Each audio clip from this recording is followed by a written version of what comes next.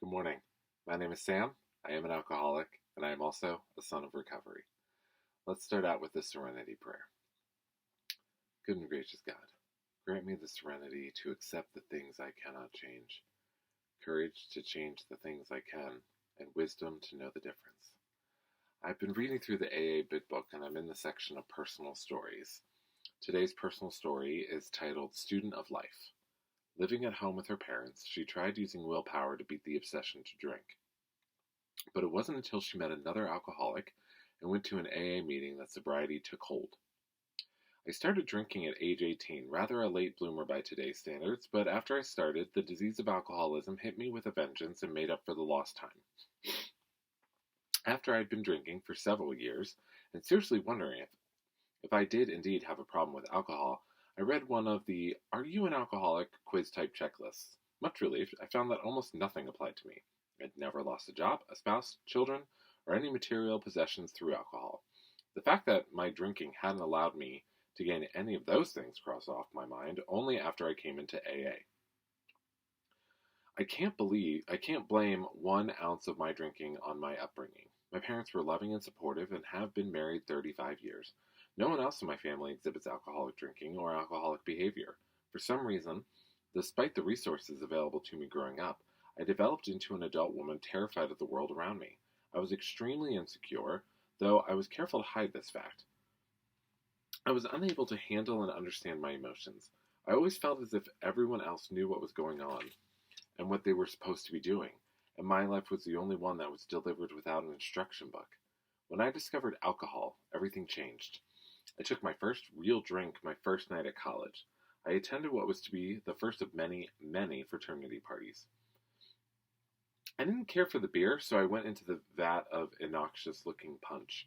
I was told it was laced with grain alcohol. I don't remember how many drinks I had, and my recollections of the actual events of the rest of the night are fuzzy, but I do remember this much. When I was drinking, I was okay. I understood. Everything made sense.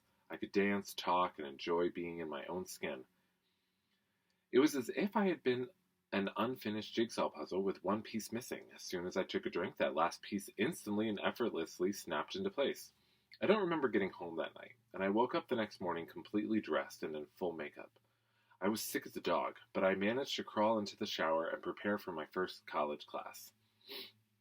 I sat through the entire class pleading with my eyes to the professor to let us out early. He kept us to the bell, and when it rang, I flew into the women's room, crashed into the first stall, and threw everything up. The insanity of the disease had already manifested itself. I recall thinking as I knelt etching in the stall that this was fantastic. Life is great. I had finally found the answer. Alcohol. Yes. I overdid it the night before, but I was new to this game. I only had to learn how to drink right, and I was set. I attempted to drink right for the next 8 years. My progression was phenomenal. There's absolutely no period in my drinking career that can be described as social drinking. I blacked out almost every time, and I put alcohol in my system. But I decided I could live with that. It was a small price to pay for the power and confidence alcohol gave me. After drinking for less than 6 months, I was almost a daily drinker. I wound up on academic probation. I had always been on the honor roll in high school, my first semester sophomore year, and my response to that was to change my major. My life on campus revolved around parties, drinking, and men. I surrounded myself with people who drank as I did, even though several people had already expressed their concern over my drinking. I rationalized that I was only doing what every other red-blooded college student did. Somehow, I managed to graduate. But while most of my friends were securing good jobs and abruptly stopping their boozing, I seemed to be left behind on campus. I had resolved that I, too, would now settle down and drink properly. But, to my frustration, I found I could not do so. I took a pitiful sales job that paid next to nothing, so I continued to live with my parents. I kept this job for 2 years for one reason. It allowed me to drink with minimal interference. My pattern was to pick up a fifth of whiskey somewhere during my round of appointments and keep it under the car seat with me. When I got home that evening, I drank at least half of the fifth in front of the television set and watched reruns until I passed out. I did this every night, by myself, for almost 2 years. I'd become a daily, isolated drinker and was starting to get a little nervous. My behavior at this point was textbook.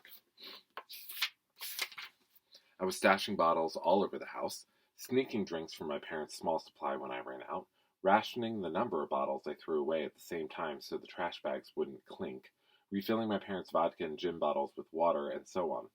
I'd also resorted to videotaping my favorite reruns while I was watching them because I always blacked out before the ending. About this time, the TV movie My Name is Bill W., about the co-founder of AA, was aired. Intrigued, I sat down with my whiskey and soda bottles to watch it. When Bill whipped out a flask in the car and bolstered himself before a visit with his father-in-law, I heaved a sigh of relief. Oh, I'm not that bad, I thought to myself. I then proceeded to get drunk and black out. I don't remember any more of the movie. My parents were at a total loss. I was going nowhere, and I was irritable and hostile. Since they had no experience with alcoholism, they had no idea what was wrong with me or what to do about it, and neither did I. I knew I drank too much, and that my life was miserable. But I never made the connection between those two conditions. My parents made the only suggestion that then made sense to them. They offered to help me financially if I wanted to go back to school. Seeing no other way out, I jumped at the opportunity. I spent 2 years in graduate school, 750 miles from home. I can honestly say I know why they call it a geographical cure. For about 9 months, I was able to cut my drinking down sharply. I still drank almost every day, but not to the point of my usual stupors. And I didn't black out very often. I was able to concentrate on my schoolwork that first year and make lots of friends. However, geographical cures are only temporary. Mine lasted a little less than a year. After about 10 months or so, I slowly started to slide back into my old patterns. Steadily, I worked my way back to the same quantities of whiskey I drank at home, and the blackouts returned. My grades started to drop and my friends started to wander. I even began watching reruns again. I brought my homemade videotapes with me to school. Fortunately, I managed to graduate, but I had gone nowhere. After graduation, I returned to my parents' house, and as I had been unsuccessful in securing a job, I was back. I was back in my old bedroom, back to the same routine of drinking every evening until I passed out, and it was getting worse. I was starting earlier and earlier and consuming more and more liquor. I had no job, no friends, and I saw no one but my parents. I was beyond frustration at this point. Hadn't I done everything that was expected of me? Hadn't I graduated from college and gone on to earn a master's degree? I had never gone to jail, crashed any cars, or got into trouble like a real alcoholic would. When I was working, I never missed a day because of drinking. I never ran myself into debt, nor had I abused a spouse or children. Sure, I drank a lot, but I didn't have a problem. How could I when I hadn't done any of the things that prove you're an alcoholic? So what was the problem?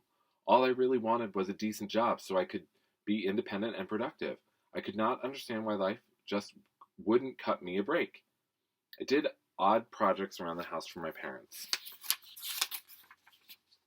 to earn my keep until I took a job for a local entrepreneur. This job did not offer much opportunity for advancement, nor did it pay very well, but it got me out of the house, and it was challenging in many ways. At this point, I was in a vicious battle to control my drinking.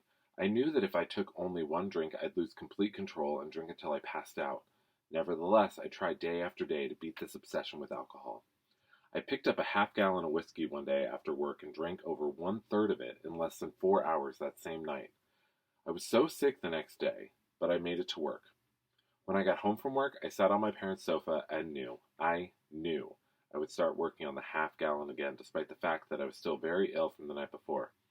I also knew that I did not want to drink. Sitting on that sofa, I realized that the old "I could stop if I wanted to, I just don't want to" didn't apply here, because I did not want to drink. I watched myself get up off the sofa and pour myself a drink. When I sat back down on the sofa, I started to cry. My denial had cracked. I believe I hit bottom that night, but I didn't know it then. I just thought I was insane. I proceeded to finish the half-gallon. 6 months later, my boss flew me to California for a trade show. I hated working the shows, but I loved to travel, so I went. I was extremely nervous about this trip because my boss liked to party. We were flying in a guy our age from Hawaii to work the show with us.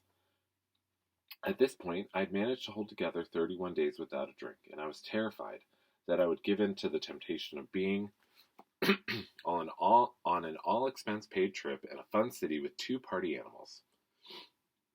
It had been very difficult for me to stay dry for 31 days. The obsession spoke to me every day.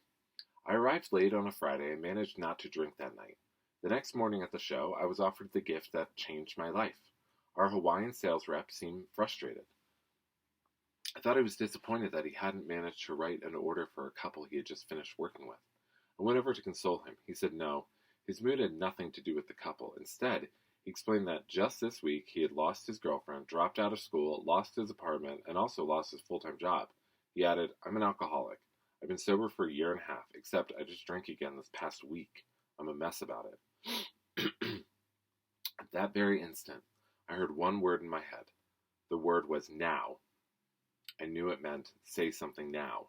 To my amazement, I spoke the words, "Mike, I think I am one too." Mike's mood instantly changed. I recognized now it was hope. We started talking. Among other things, I told him I hadn't had a drink for about a month and didn't go to AA. When he asked why I had avoided AA, I told him it was because I didn't think I had hit bottom. Somehow he didn't laugh, but said, "You hit bottom when you stopped digging." He took me to my first 3 AA meetings. It was the second meeting that clinched my resolve to pursue sobriety. There were about 35 people in attendance, but the space was small, so the meeting seemed very crowded. Being from out of town, I stood up and introduced myself when asked to by the chairperson. Later on in the meeting, the chairperson called on me to share. I got up and somehow walked over to the microphone and podium. I've never been so nervous in my life, but the words came out naturally as I described the events that led up to the meeting that night. As I spoke, I looked around the room. More importantly, I looked at the faces of the people in the room, and I saw it. I saw the understanding, the empathy, the love. Today, I believe I saw my higher power for the first time in those faces. While still up at the podium, it hit me. This is what I've been looking for all my life. This was the answer, right here in front of me. Indescribable relief came over me. I knew the fight was over. Later on that night, still reeling in the ecstasy of relief and hope, I remembered the afternoon in the bathroom stall at college after my first class when I was so certain I had found the answer in alcohol. I could clearly see now that that had been a lie. That is the description that fits alcohol best for me. It is a lie, an evil, insidious lie, and I chased that lie for a long time, even when it was obvious that I was going nowhere and killing myself while doing it. At that AA meeting, when I looked out over all those faces, I finally saw the truth. When I returned home, I threw myself into AA. I did 90 meetings in 90 days, got a sponsor, and joined a home group. I did everything that was suggested. I made coffee, took commitments, and got involved with service. I rode the roller coaster of early sobriety. Every second was worth it to get where I am today.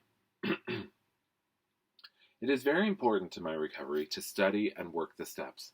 To this day, I still make at least 2 step meetings a week. I have a sponsor who guides me through the steps gently but firmly, with the sure-handedness I hope I am able to emulate with the 2 women I now sponsor.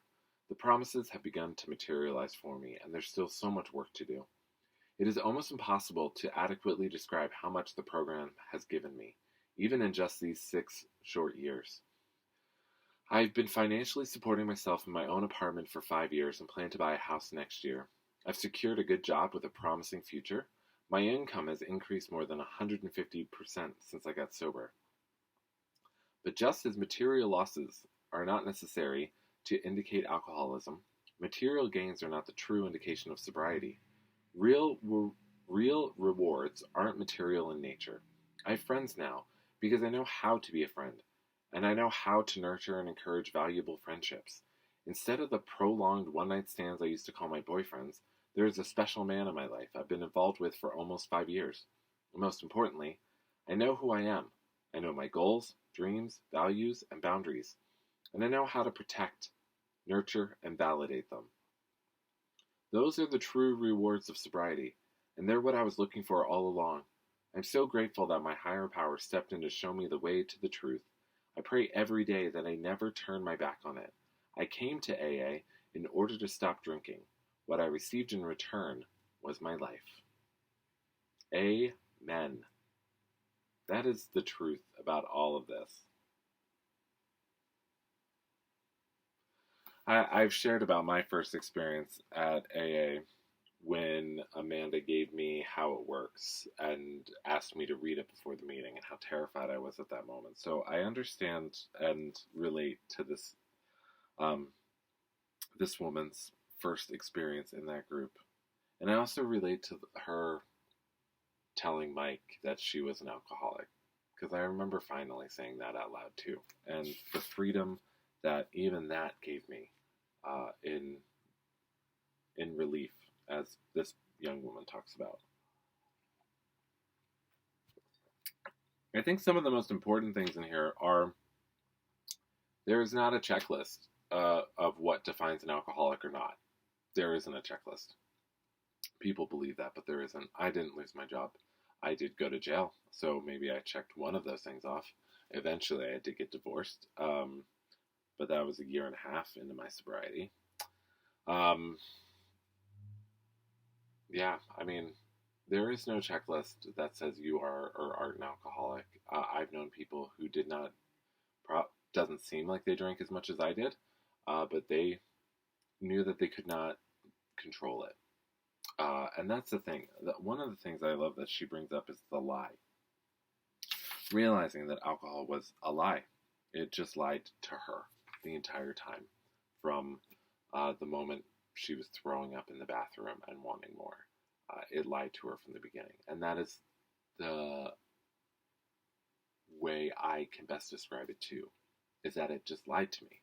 It made me think that I had friends. It made me think that I was popular and smart. And I struggled to get through school too. But I love how she ends this with how she learned to be a friend and to nurture those relationships. And she used the words of protect, nurture, validate people, but also her dreams. She's doing that for herself.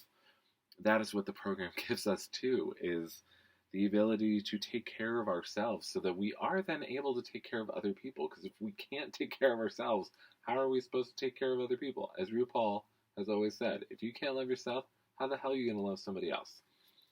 And that's what the program teaches us, is to love ourselves and take care of ourselves in a healthy, effective way so that we can pass that on to others too. I remember when I first showed up to therapy and counseling during my sobriety, and my therapist thanked me for drinking because I was doing something and I was trying to cope with life. I thought it was odd at the moment that it happened, but know since then that it's actually a really wonderful thing of recognizing that you were trying to do something, but it wasn't healthy and it wasn't good. And that's okay. But this program is about learning how to be healthy and how to make good decisions. If you have any thoughts or questions, please leave them. Blessings and peace, love, and coffee.